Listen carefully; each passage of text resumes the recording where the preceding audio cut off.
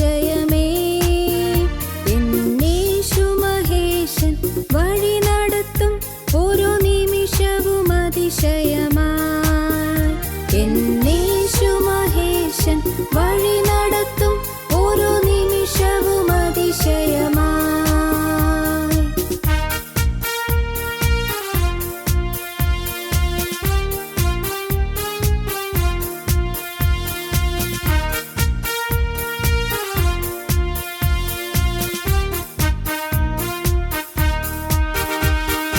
കൂരിരുൾ മൂടും താഴ്വരയിൽ ഭീതിയില്ലാതെന്നെ നടത്തിയിടും. ക്ഷീണിതയായി ഞാൻ ഉഴലുമ്പോൾ ബലമെനിക്കേകിടുമേ. കൂരിരുൾ മൂടും താഴ്വരയിൽ ഭീതിയില്ലാതെന്നെ നടത്തിയിടും. ക്ഷീണിതയായി ഞാൻ ഉഴലുമ്പോൾ ബലമെനിക്കേകിടുമേ. ജീവിതപാതയിലൂടെ ജീവിതയാത്രയിലെന്നെ ജീവനും ശക്തിയുമേകി എന്നും നടത്തിടും അതിശയമായി. ജീവിതപാതയിലൂടെ ജീവിതയാത്രയിലെന്നെ ജീവനും ശക്തിയുമേകി എന്നും നടത്തിടും അതിശയമായി. എത്ര അതിശയം അതിശയമേ, വഴി നടത്തുന്നത് അതിശയമേ. എന്നേശു മഹേശൻ വഴി നടത്തും ഓരോ നിമിഷവും അതിശയമായി. ഞങ്ങളും ക്രൂശിക്കപ്പെട്ട ക്രിസ്തുവിനെ പ്രസംഗിക്കുന്നു. ദൈവ തിരുനാമത്തിന് മഹത്വം ഉണ്ടാകട്ടെ. യാക്കോവിൻ്റെ ലേഖനം 4-ാം അധ്യായം 13-ാം വാക്യം മുതലാണ് നാം ചിന്തിച്ചുകൊണ്ടിരിക്കുന്നത്. യാക്കോവിൻ്റെ ലേഖനം 4-ാം അധ്യായം 13-ാം വാക്യം മുതൽ വായിച്ച് കേൾക്കാം. ഇന്നോ നാളെയോ ഞങ്ങൾ ഇന്ന പട്ടണത്തിൽ പോയി അവിടെ ഒരാണ്ട് കഴിച്ച വ്യാപാരം ചെയ്ത് ലാഭമുണ്ടാക്കുമെന്ന് പറയുന്നവരെ കേൾപ്പീൻ. നാളത്തേത് നിങ്ങൾ അറിയുന്നില്ലല്ലോ. നിങ്ങളുടെ ജീവൻ എങ്ങനെയുള്ളത്? അല്പനേരത്തേക്ക് കാണുന്നതും പിന്നെ മറഞ്ഞു പോകുന്നതുമായ ആവിയല്ലോ.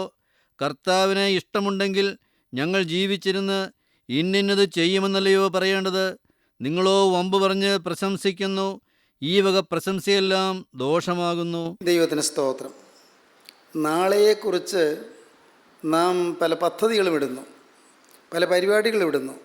പക്ഷേ അത് നമ്മുടെ സ്വന്തം കഴിവുകൊണ്ട് നേടാൻ പറ്റുകയില്ല എന്ന് വചനം വ്യക്തമായി പറയുന്നു. നമ്മുടെ ജീവിതത്തിൽ പല പ്ലാനിങ്ങുകളുണ്ട്, ചില സ്കീംസ് അല്ലെങ്കിൽ ചില പദ്ധതികളുണ്ട്. നമ്മുടെ ജീവിതത്തിൽ ചില കാര്യപരിപാടികളുണ്ട്, ചില പ്രോഗ്രാംസ് ഉണ്ട്. ഇതെല്ലാം നാം നിശ്ചയിക്കുന്ന കാര്യങ്ങളാണ്. പക്ഷേ അതെല്ലാം നിവർത്തിക്കുമെന്ന് പറയാൻ ആർക്ക് കഴിയും? അതെല്ലാം നിവർത്തിക്കാൻ കഴിയുമെന്ന് പറയാൻ ആർക്ക് കഴിയും?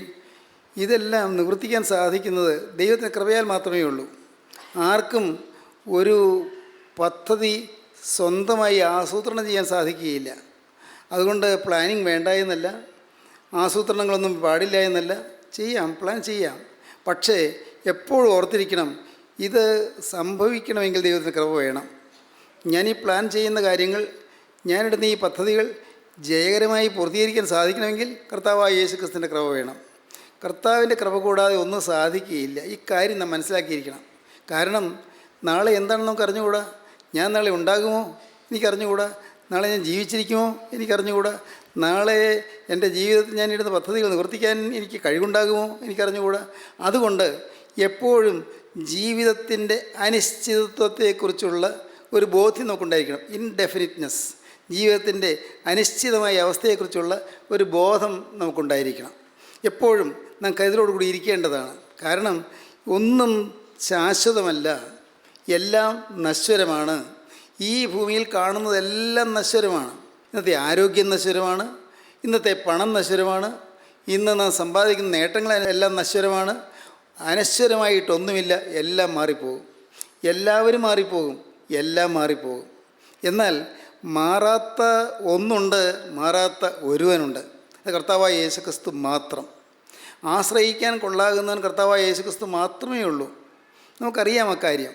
യേശുക്രിസ്തുവിനെ മാത്രമേ ആശ്രയിച്ചിട്ട് കാര്യമുള്ളൂ. മറ്റെന്തെല്ലാം ആശ്രയസ്ഥാനമുണ്ടെങ്കിലും എല്ലാം ഇളകിപ്പോകും. എവിടെയെല്ലാം നാം ചാരിയാലും നാം ചാരുന്ന ചാരുകളെല്ലാം ചാഞ്ഞു പോകും.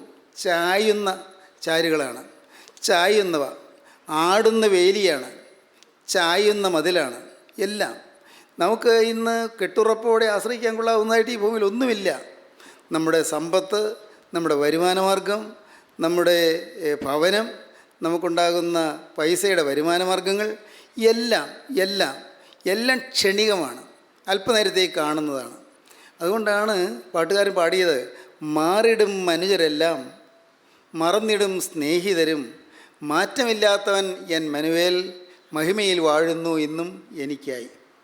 മാറിടും മനുജരല്ല, എല്ലാവരും മാറിപ്പോകും. എല്ലാവരും ഇന്നത്തെ സ്നേഹിതന്മാർ മാറിപ്പോകും, ഇന്നത്തെ സഹായികൾ മാറിപ്പോകും, ഇന്ന് നമുക്ക് ഉപകാരം ചെയ്യുന്നവർ മാറിപ്പോകും, ഇന്ന് നമ്മെ വാത്സല്യത്തോടെ കരുതുന്നവർ മാറിപ്പോകും, നമ്മെക്കുറിച്ച് ബഹുമാനത്തോടെയോ സ്നേഹത്തോടെയോ വീക്ഷിക്കുന്നവർ മാറിപ്പോകും, ഇന്ന് നമുക്ക് സഹായം ചെയ്യുന്നവർ മാറിപ്പോകും. എല്ലാം മാറും, മാറാനേ ഉള്ളൂ. ഈ ഭൂമിയിൽ കാണുന്നതെല്ലാം, ഈ ലോകത്തിൽ കാണുന്നതെല്ലാം എല്ലാം മാറുന്നതാണ്. മാറാത്ത ഒരാളുണ്ട്, അവിടുന്ന് കർത്താവായ യേശുക്രിസ്തു മാത്രം. നമുക്ക് പാടാം. മാറിടും മനോജരെല്ലാം മറന്നിടും സ്നേഹിതരും, മാറിടും മനോജരെല്ലാം മറന്നിടും സ്നേഹിതരും, മാറ്റമില്ലാത്തവൻ മനുവേൽ മഹിമയിൽ വാഴുന്നു ഇന്നും എനിക്കായി. മാറ്റമില്ലാത്തവൻ മനുവേൽ മഹിമയിൽ വാഴുന്നു ഇന്നും എനിക്കായി. ജീവിതം താൽക്കാലികമാണ്, ഇവിടെയുള്ളതെല്ലാം മാറിപ്പോകുന്നതാണ്. അതുകൊണ്ട് ഉള്ള കാലം എനിക്ക് യേശുവിനെ പ്രസാദിപ്പിച്ച് നിൽക്കണം, യേശുവിനെ സന്തോഷിപ്പിച്ച് നിൽക്കണം. യേശുവിനെ പ്രസാദിപ്പിക്കാൻ എനിക്ക് കഴിഞ്ഞില്ലെങ്കിൽ ജീവിതം പൂജ്യമായി പോകും. എനിക്ക് എൻ്റെ ആയുസ് യേശുവിന് വേണ്ടി ചെലവഴിക്കപ്പെടണം, അതാണ് സമർപ്പണം. എൻ്റെ ഈ ആയുസ്സിൽ നിലനിൽക്കുന്നത് ക്രിസ്തു മാത്രമാണ്, ക്രിസ്തുവിൻ്റെ സ്നേഹം മാത്രമാണ്, ക്രിസ്തുവിൻ്റെ രാജ്യം മാത്രമാണ്. അതുകൊണ്ട് എനിക്ക് യേശുവിന് വേണ്ടി എൻ്റെ ഈ ആയുസ് പൂർണ്ണമായും ചെലവഴിക്കപ്പെടണം, ഉപയോഗിക്കപ്പെടണം ക്രിസ്തുവിന് വേണ്ടി. അതാണ് പാട്ടുകാരൻ വീണ്ടും പാടുന്നത്. തീരണം പാരിരന്നാൾ തിരുപാദ സേവയതാ, ചേരും ഞാനോടുവിൽ പ്രിയനരിയിൽ, അരുമയോടവനെന്നെ മാറോടണയ്ക്കും. ചേരും ഞാനോടുവിൽ പ്രിയനരിയിൽ, അരുമയോടവനെന്നെ മാറോടണയ്ക്കും. എൻ്റെ നാളുകൾ തീരണം. എങ്ങനെ തീരണം? ഈ പാരിൽ എൻ നാൾ തീരണം. തൃപ്പാദ സേവയതാൽ മതി. യേശുക്രിസ്തുവിൻ്റെ പാദസേവ ചെയ്ത് എൻ്റെ നാളുകൾ തീരണം. തീരണം പാരിൽ എൻ നാൾ തിരുപ്പാദ സേവയതാൽ. എന്നിട്ടോ ഒടുക്കം ഞാൻ ചേർന്നിടും അവൻ്റെ തിരുമാറിൽ. അവൻ്റെ തിരുമാറിൽ ഞാൻ ചെന്നണയും. നിത്യതയിൽ ഞാൻ അവൻ്റെ രാജ്യത്തിലെത്തും, ഞാൻ അവൻ്റെ പാദത്തിലെത്തും, ഞാൻ അവൻ്റെ തിരുമാറിലണയും. തീരണം പാരിലെന്നാൾ തിരുപാദ സേവയതാൽ, തീരണം പാരിലെന്നാൾ തിരുപാദ സേവയതാൽ, ചേരും ഞാനോടുവിലൻ പ്രിയനരികിൽ, അരുമയോടവനെന്നെ മാറോടണയ്ക്കും. എല്ലാം നശ്വരമാണ്, എല്ലാം നശിക്കുന്നതാണ്, എല്ലാം മാറുന്നതാണ്. പ്രിയപ്പെട്ടവരെ, എല്ലാം മാറും. മാറാത്തത് യേശു മാത്രം. ഇതൊന്ന് നിങ്ങളുടെ ഹൃദയത്തിൽ ഉറച്ചാൽ നിങ്ങൾക്ക് വിശ്വാസ ജീവിതത്തിൽ നല്ല ജയകരമായി മുന്നേറാം. യേശുക്രിസ്തു മാത്രം മാറ്റമില്ലാത്തവൻ, എൻ്റെ ബലഹീനതകൾ കാണുന്നവൻ, എൻ്റെ ബലഹീനതകളിൽ സഹതാപമുള്ളവൻ, എൻ്റെ കഴിവുകേടിൽ എന്നോട് സഹതപിക്കുന്നവൻ, എൻ്റെ പോരായ്മയിൽ എന്നെ തള്ളിക്കളയാതെ എന്നെ ചേർത്ത് അണയ്ക്കുന്നവൻ. ദൈവത്തിന് സ്തോത്രം. യേശു സ്നേഹമായ യേശു, ഈ സ്നേഹമായ യേശു മാത്രമേ മാറ്റമില്ലാതുള്ളൂ. ദൈവത്തിന് സ്തോത്രം. നമ്മുടെ ജീവിതത്തിൽ ലളിതമായ ഈ ഒരു വിശ്വാസവും ആശ്രയവും നമുക്ക് വന്നാൽ ക്രിസ്തീയ ജീവിതം സമാധാനമായി നമുക്ക് മുന്നോട്ട് നയിക്കാം. ഇന്ന് നമുക്ക് പല കാര്യങ്ങളിൽ സമാധാനമില്ല. നമ്മുടെ കുടുംബജീവിതത്തിൽ സമാധാനമില്ല. നമ്മുടെ ഭാര്യാഭർത്തൃ ബന്ധത്തിൽ വിള്ളലുകളും അലോസരങ്ങളുമുണ്ട്. നമ്മുടെ കുടുംബജീവിതത്തിൽ അഭിപ്രായ വ്യത്യാസങ്ങളുണ്ട്. ഒന്ന് ഉള്ളു തുറന്ന് സംസാരിക്കാൻ പറ്റുന്നില്ല, ഉള്ളു തുറന്ന് മിണ്ടാൻ പറ്റുന്നില്ല, മിണ്ടാൻ മാത്രമല്ല ചിരിക്കാൻ പറ്റുന്നില്ല. ചിരിയില്ല പല വീടുകളിലും, സന്തോഷമില്ല വീടുകളിൽ. പുറമേ ഏതെങ്കിലും സമയത്ത് എവിടെയെങ്കിലും ചെല്ലുമ്പോൾ ചിലപ്പോൾ ചിരിച്ചൊന്നു വരും, പക്ഷേ വീട്ടിൽ എത്തുമ്പോഴേക്കും എല്ലാം മ്ലാനത, എന്തെല്ലാമോ ഉള്ളിൽ പുകയുന്നു. എന്തെല്ലാമാണോ അതൊന്നും പറഞ്ഞു തീർക്കാൻ പോലും പറ്റുന്നില്ല, ഒന്ന് തുറന്നു പറയാൻ പറ്റുന്നില്ല. എല്ലാം അടച്ച് പൂട്ടിക്കെട്ടി വെച്ചിരിക്കുകയാണ്. ഈ ആവി അകത്ത് കിടന്നിങ്ങനെ തിങ്ങുമ്പോൾ അങ്ങ് അതിൻ്റെ അടപ്പ് ഇങ്ങനെ പയ്യെ പയ്യെ പൊക്കുന്നത് പോലെ ഉള്ളിലിങ്ങനെ അമർത്തി വെച്ചിരിക്കുന്നതായ വിചാരങ്ങളുടെ വിജൃംഭണങ്ങൾ ചിലപ്പോൾ നമ്മുടെ ജീവിതത്തെ ആകെ താറുമാറാക്കുന്നു. നമ്മുടെ ജീവിതമാകെ വലഞ്ഞു പോകുന്നു. നമ്മുടെ സ്വസ്ഥത നശിച്ചു പോകുന്നു. നമ്മുടെ കുടുംബജീവിതം ഏറ്റവും വലിയ നിരാശാഭരിതമായി തീരുന്നു. അയ്യോ, ഈ ജീവിതം തീർന്നാൽ മതിയായിരുന്നു ചിലപ്പോൾ തോന്നിപ്പോകുന്നു. പ്രിയപ്പെട്ടവരെ, നമ്മുടെ ഈ ലോകജീവിതം, ഈ നശ്വരമായ ലോകജീവിതം എന്നും പ്രതിസന്ധികളുള്ളതാണ്, എന്നും പ്രശ്നങ്ങളുള്ളതാണ്. പക്ഷേ ഇവിടെ നമുക്ക് ചാരുവാൻ യേശുവിൻ്റെ തിരുമാറുണ്ട്. ആ കാര്യം നമുക്ക് ഉറയ്ക്കണം. അത് നമുക്ക് ഉറപ്പേറിയൊരു നിർണയമായി മാറണം. യേശു ക്രിസ്തുവിൽ ഞാൻ ചാരുന്നു, മറ്റാരിലും ചാരാനില്ല. മറ്റെവിടെ ചാരിയാലും ആ കൊമ്പുകളെല്ലാം ഒടിഞ്ഞു പോകുന്നവയാണ്, ആ ശിഖരങ്ങളെല്ലാം ഉരിഞ്ഞു പോകുന്നതാണ്. എന്നാൽ യേശുക്രിസ്തു എനിക്ക് ചാരാം, യേശുക്രിസ്തു എനിക്ക് ആശ്രയിക്കാം. ദൈവത്തിന് സ്തോത്രം. പ്രിയപ്പെട്ടവരെ, ഞാൻ ഈ ഭാഗം വായിക്കുമ്പോൾ കാണുന്നത്, ഇന്നോ നാളെയോ ഞങ്ങൾ ഇന്ന പട്ടണത്തിൽ പോയി വ്യാപാരം ചെയ്ത് ലാഭം ഉണ്ടാക്കും എന്ന് പറയുന്നവരെ കേൾപ്പീൻ. നാളത്തെ നിങ്ങൾ അറിയുന്നില്ലല്ലോ. ഇന്നോ നാളെയോ പല പല കാര്യങ്ങൾ നേടാമെന്നൊക്കെ പ്ലാൻ ചെയ്യുകയാണ്. എന്തെല്ലാം പദ്ധതികളാണ് മനസ്സിൽ വരുന്നത്, എന്തെല്ലാം പദ്ധതികൾ. കർത്താവായ യേശുക്രിസ്തു പറഞ്ഞ ഒരു ഉപമയുണ്ട്, പ്രസിദ്ധമായൊരു ഉപമയാണ് ധനവാനായ മൂഢൻ്റെ ഉപമ. ലൂക്കോസിൻ്റെ സുവിശേഷം 12-ാം അധ്യായം 16 മുതൽ 21 വരെ വാക്യങ്ങൾ വായിക്കുമ്പോൾ കാണാം. ആ ഉപമയിൽ കർത്താവായ യേശുക്രിസ്തു മനുഷ്യൻ്റെ ക്ഷണികമായ അവസ്ഥയെക്കുറിച്ച് വ്യക്തമായി പ്രതിപാദിക്കുകയാണ്, വ്യക്തമായി കാണിച്ചു തരികയാണ്. ധനവാനായ ഒരു മനുഷ്യൻ, അവൻ്റെ ഭൂമി നല്ലപോലെ വിളഞ്ഞു, നല്ല കൃഷിക്കാരനാണ്, ധാരാളം നിലം പുരയിടങ്ങളുണ്ട് താനും. നല്ല വിളവെടുപ്പായിരുന്നു ആ പ്രാവശ്യം. ധാരാളമായി കൊയ്ത് കൂട്ടി. കളപ്പുരകളൊക്കെ അങ്ങ് നിറഞ്ഞു. അവിടെ പിന്നെ ഈ ഇതെല്ലാം കൂട്ടി വയ്ക്കാൻ പിന്നെ കളപ്പുരയിൽ സ്ഥലമില്ല. ആകെ ചിന്താക്കുഴപ്പം ഒന്നേ ഉള്ളൂ, വേറൊന്നുമില്ല. ഇതൊക്കെ എവിടെ സംഭരിച്ച് വയ്ക്കും? കളയാതെ സൂക്ഷിക്കണമല്ലോ. അത്ര പേരുത്താണ് കിട്ടിയത്. ചാഴിക്കേടില്ല, പുഴുക്കേടില്ല, ഒരു കേടുമില്ല. എല്ലാം നല്ല ഒന്നാന്തരം, പതിരിൽ കേട് പോലും ഇല്ലാത്ത ഒന്നാന്തരം നെന്മണികൾ. ഇതെല്ലാം എവിടെ കൂട്ടി വയ്ക്കും? പത്താഴങ്ങളൊന്നും പോരാ, നെല്ലറകളൊന്നും പോരാ. എന്ത് ചെയ്യും? രാത്രി കിടന്നിട്ട് ഉറക്കം വരുന്നില്ല. അദ്ദേഹം ചിന്തിക്കുകയാണ്, ഞാൻ എന്ത് ചെയ്യേണ്ടു ചിന്തിക്കുകയാണ്. വായിച്ച്, ധനവാനായൊരു മനുഷ്യൻ്റെ ഭൂമി നന്നായി വിളഞ്ഞു.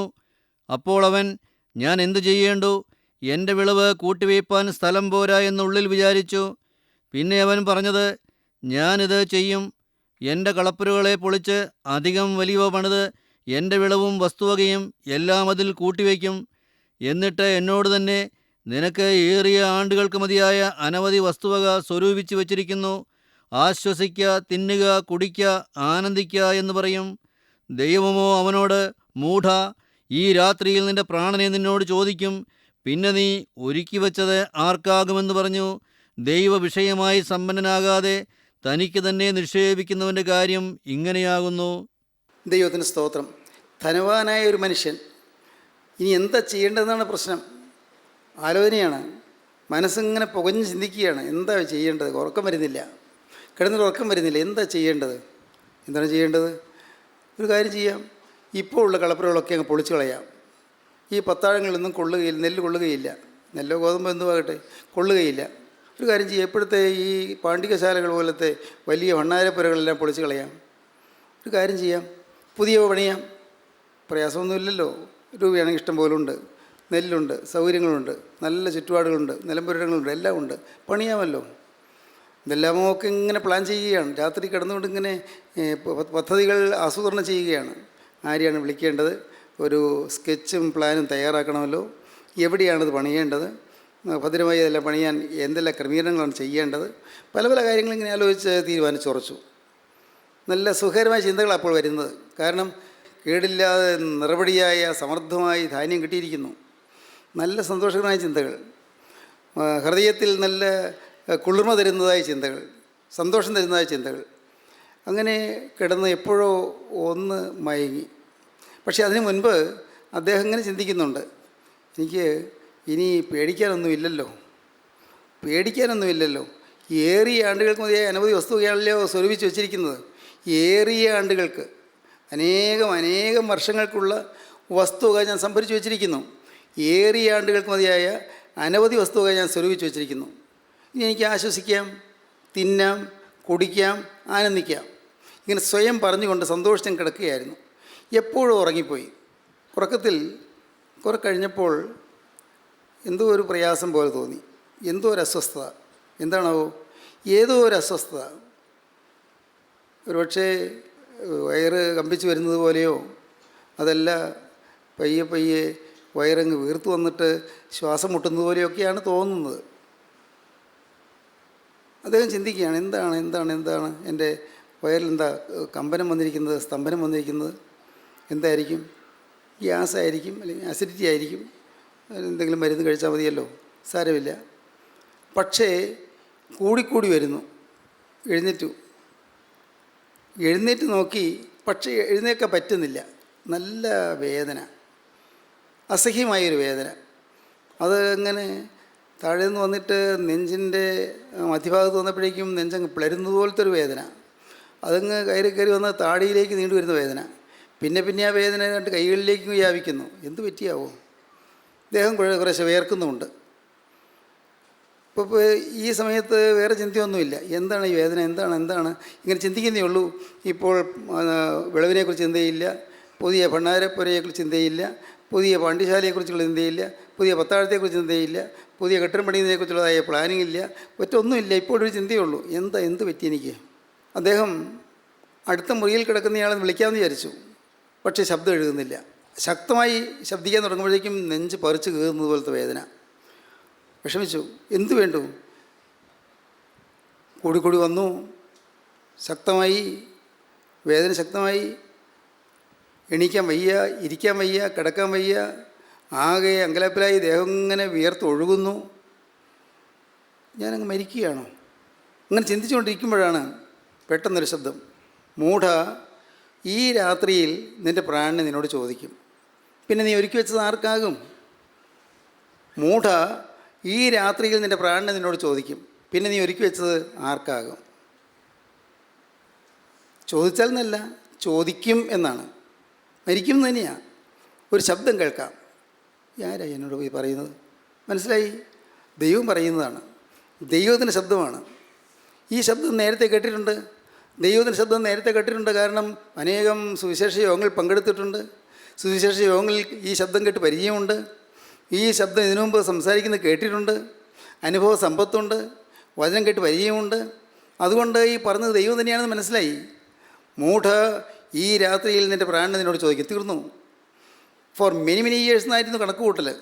ഏറിയ ആണ്ടുകൾക്ക് മതിയായി അനവധി വസ്തുവക സ്വരൂപിച്ച് വെച്ചിരിക്കുന്നു. For many years. എന്നാൽ ഇപ്പോഴോ? ടു നൈറ്റ്, ഇന്ന് രാത്രി നിൻ്റെ പ്രാണനെ നിന്നോട് ചോദിക്കും, പിന്നെ നീ ഒരുക്കി വെച്ചത് ആർക്കാകും?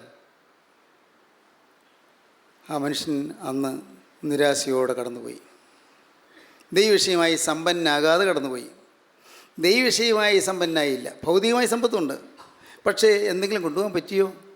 എന്തെങ്കിലും കൊണ്ടുപോകാൻ പറ്റിയോ? ഒന്നും കൊണ്ടുപോകാൻ പറ്റിയില്ല. ഒന്നും അക്കരയ്ക്ക് കടത്തിക്കൊണ്ട് പോകാൻ പറ്റിയില്ല. അക്കരയ്ക്ക് പോരുകയില്ല. പ്രിയപ്പെട്ടവരെ, ചിന്തിക്കൂ. മനുഷ്യജീവിതം സ്ഥിരതയുള്ളതല്ല.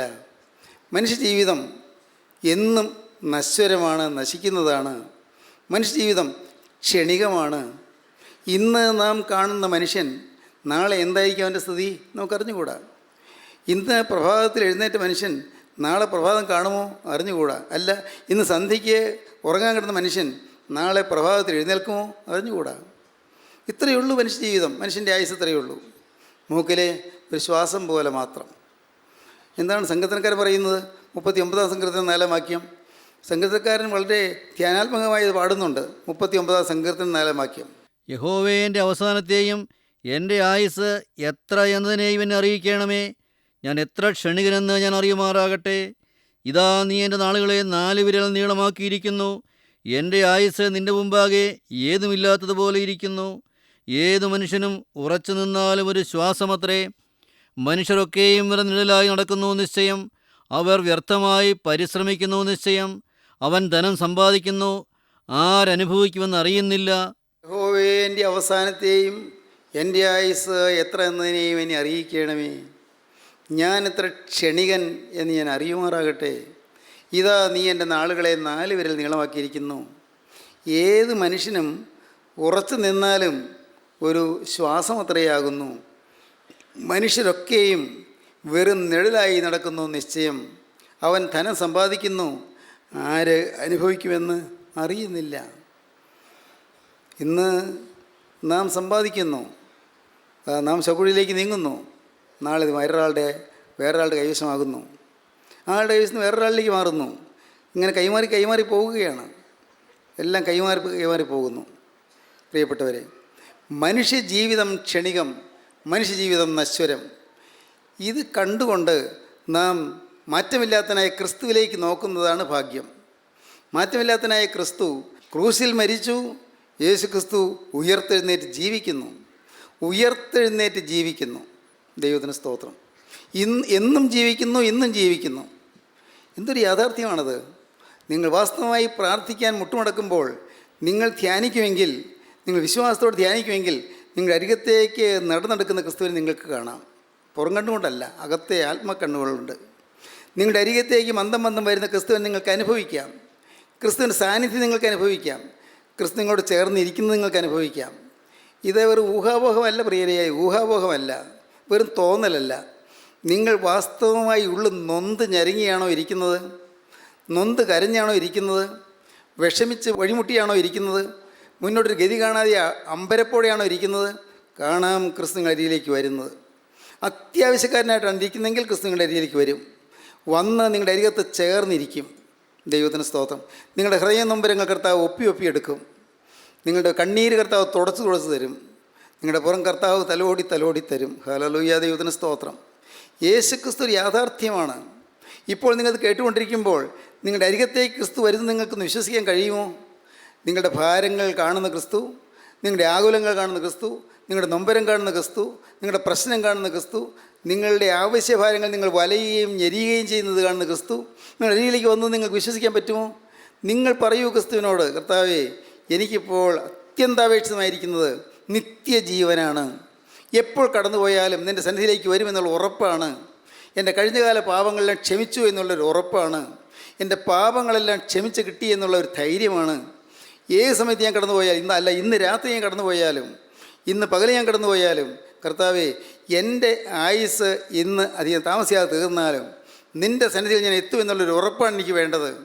നിത്യത യേശുവിനോട് കൂടെ എന്നുള്ള ഒരു ഉറപ്പ് എനിക്ക് വേണം. നിങ്ങൾ പറഞ്ഞു നോക്കൂ, കാണാം യേശുവിൻ്റെ അത്തിരക്തം പുരണ്ട കരം നിങ്ങളുടെ തലമേൽ വയ്ക്കുന്നത്. ക്രിസ്തുവിൻ്റെ കരം നിങ്ങളുടെ തലമേൽ വയ്ക്കും. ക്രിസ്തുവിൻ്റെ രക്തം നിങ്ങളുടെ പാപങ്ങളെ കഴുകും. വന്നുപോയ സകല പാപങ്ങളും കഴുകും. എല്ലാം നശ്വരം, എല്ലാം നശിക്കുന്നത്, എല്ലാം തീർന്നു പോകുന്നത്, തീരാത്തത് യേശുവിൻ്റെ സ്നേഹം.